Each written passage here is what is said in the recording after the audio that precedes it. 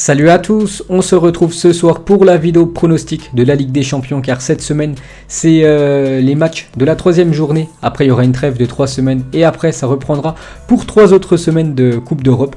Donc on va pronostiquer les 16 rencontres. Donc actuellement je vais faire cette vidéo en live sur Twitch. Donc n'hésitez pas à m'ajouter sur Twitch. C'est en première ligne de description pour ceux qui veulent venir. Prochain coup que je suis en direct. Donc c'est parti. On va pronostiquer toute la Ligue des Champions. On commence avec les affiches de demain. Donc moi comme d'habitude j'ai tout marqué sur une feuille. Voilà mes pronos.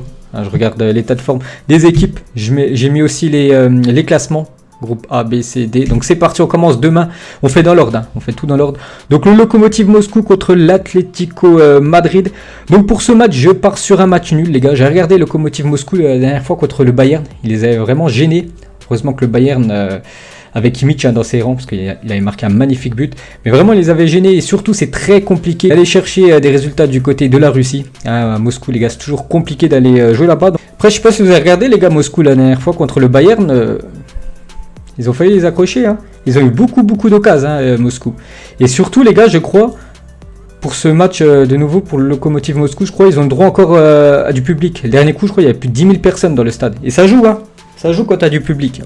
Ensuite, 18h55 dans le même temps, le Shakhtar contre le Borussia Mönchengladbach.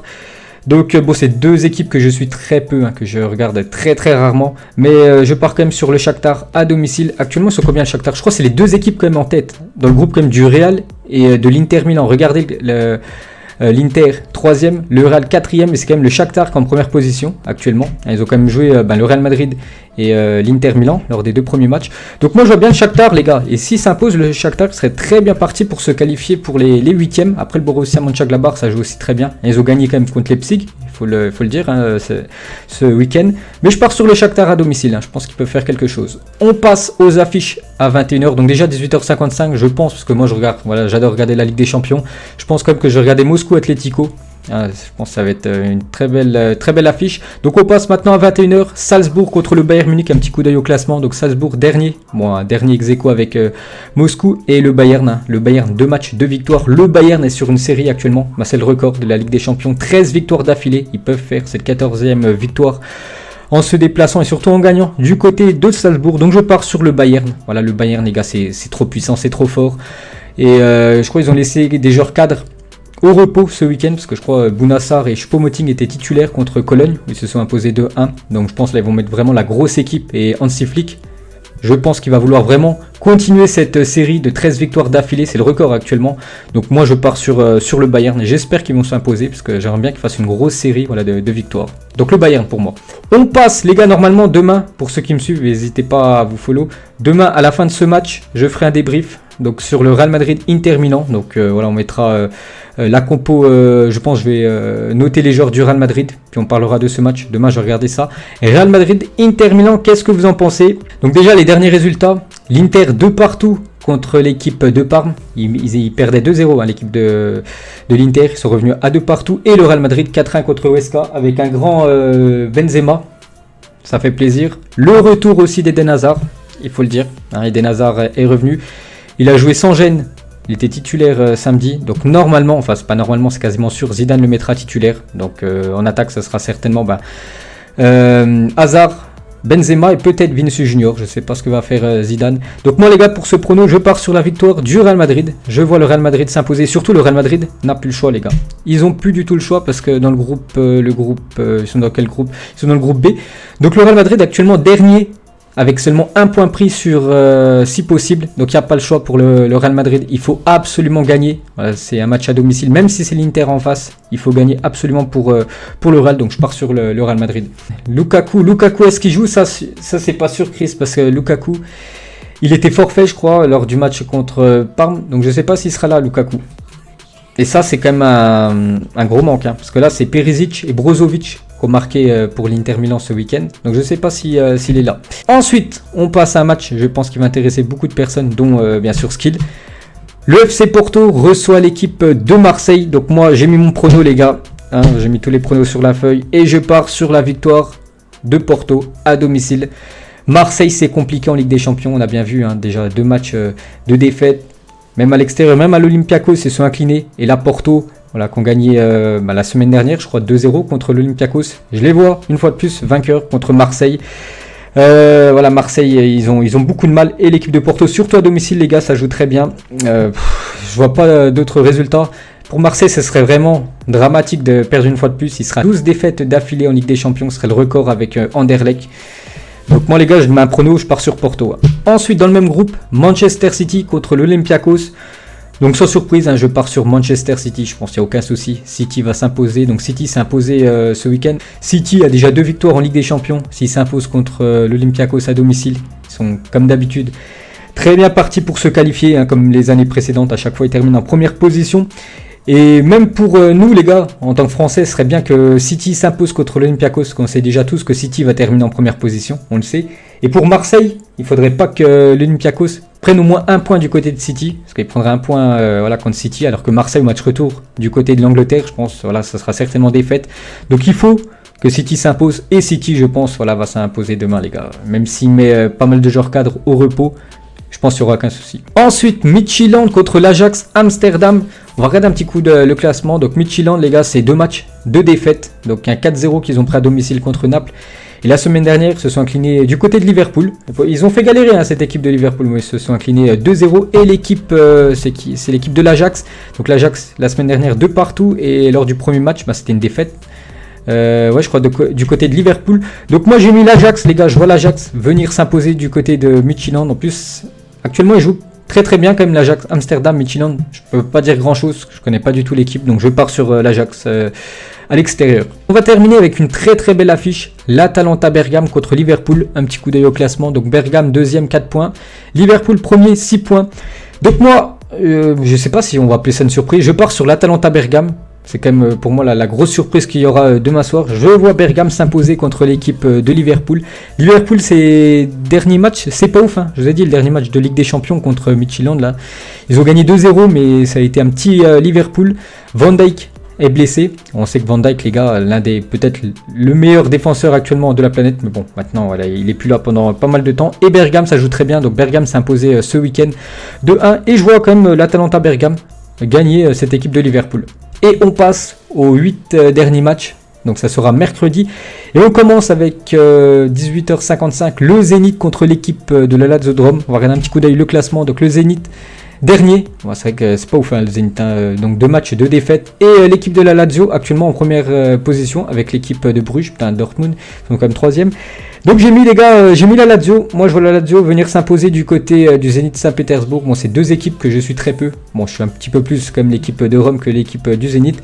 Et voilà, je pars sur la Lazio tout simplement à l'extérieur. Ensuite, Istanbul contre l'équipe de Manchester United. Donc j'ai mis Manchester United à l'extérieur. Après Manchester, les derniers résultats, ils sont vraiment en grande forme à l'extérieur et aussi en Coupe d'Europe, parce que pour l'instant 2 matchs de victoire. Un petit rappel du classement actuellement du groupe H. 2 victoires pour l'équipe de Manchester. Après Manchester à domicile, c'est pas le même, mais là il se déplace du côté de Istanbul. Et je vois Manchester United faire 3 sur 3 lors de cette première partie des matchs aller, et je les vois venir s'imposer du côté de Istanbul. Ensuite on passe les matchs à 21h. On commence avec la deuxième équipe française qui va jouer cette semaine. L'équipe de Rennes qui se déplace à Chelsea. Les retrouvailles entre Edouard Mendy et son ancien club du Stade Rennais. Donc moi les gars, je pars sur Chelsea, un petit coup d'œil au classement. Donc Chelsea actuellement en première position, Chelsea en grande forme. La semaine dernière, ils se sont imposés 4-0 je crois du côté de Krasnodar. Ils se sont imposés 3-0 il y a quelques jours, c'était samedi du côté de Burnley, je crois en PL.